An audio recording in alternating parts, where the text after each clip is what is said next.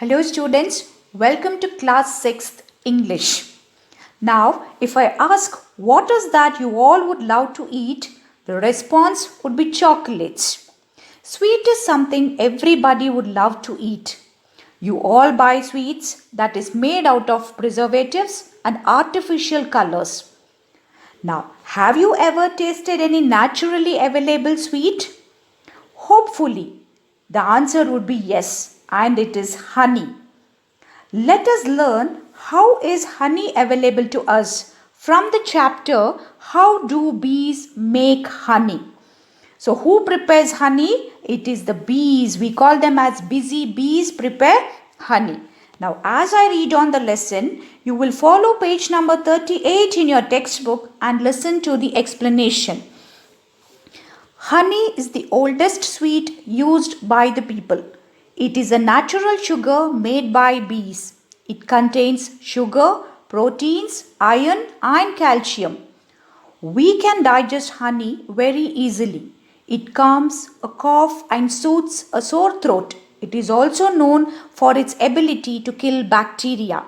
So the oldest available sweet which is used by people is honey, and it is naturally made, which contains sugar, proteins, iron and calcium in it, which is very rich food for us. It is easily digestible too, and it is used as a medicine to cure cough and sore throat because it has a nature of killing bacteria. Let us now learn about making honey. Honey making is not very simple. Honey bees start the honey making process by visiting flowers and collecting nectar. They gather nectar in the spring when most flowers and plants are in bloom. They use their long tube-like tongues to suck the nectar out of the flowers. So, now how the honeybees make honey, let us learn the process. But the process is not very simple. They start making honey by visiting flowers. They sit on flowers and collect nectar. What exactly is a nectar? A sweet fluid produced by flowers and made into honey by the bees. That is called as nectar. Even in your garden, if you suck some flower, you will get that sweet little taste. So, during the spring season, that is a season where we see most of the flowers blooming out. So, during that time, they use their long tube-like tongues and to suck nectar and from the flowers. They store the nectar in their stomachs and carry it to the beehive, while inside the bee's stomach for about half an hour, the nectar mixes with the proteins and enzymes produced by the bees. The nectar is thus converted into honey. So what do? After sucking up the nectar from the flowers, they store it in their stomachs, and they even called as honey sacs. Sacs means bags. And they carry it to the beehive. Beehive is a place where bees live. And where inside the stomach of the bee, it takes half an hour, the nectar mixes with proteins and enzymes produced in the body of the bees.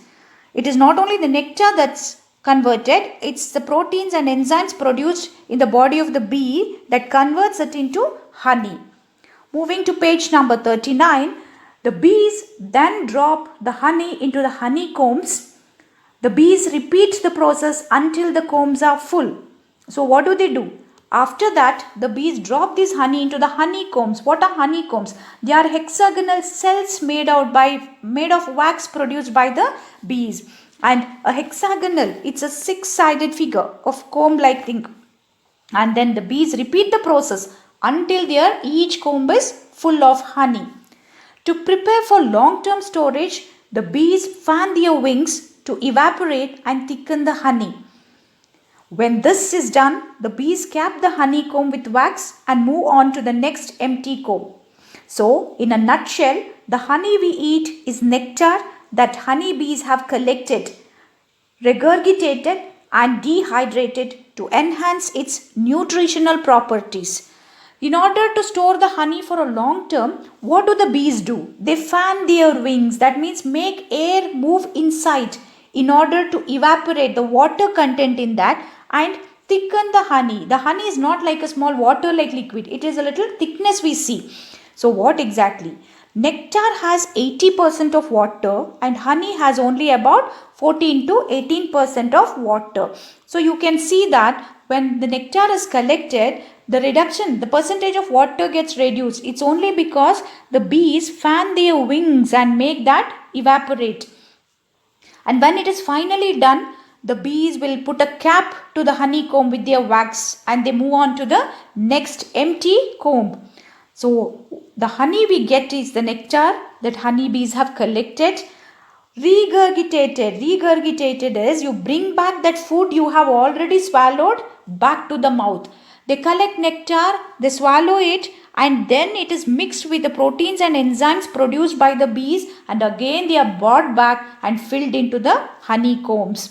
And rehydrated means remove water which is more in number, excess, and enhances its nutritional properties. By doing this procedure, what happens? It increases its nutritional properties. Honey bees are divided as house bees and field bees.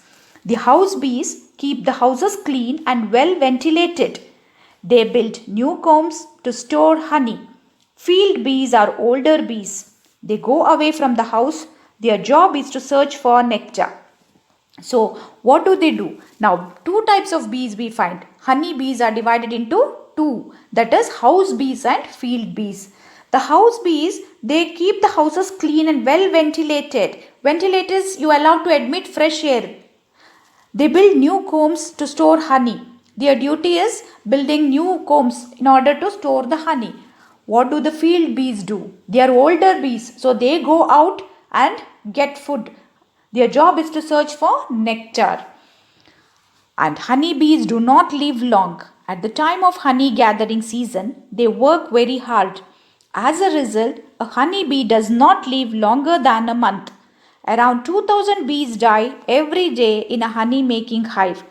The queen bee lays eggs and she maintains the population of the hive. So what is the lifespan of the honeybees? They do not live long because at the time of honey gathering season, they work very hard. They use more of their energy from their body to work hard, and as a result, the honeybees don't even live longer than a month. It's only a period of 1 month their lifespan is. For a particular day, for one day, around 2000 bees die in their honey making hive. And in order to increase or maintain the population, what do the queen bees do? The queen bees lays eggs and it's she who makes the population grow more.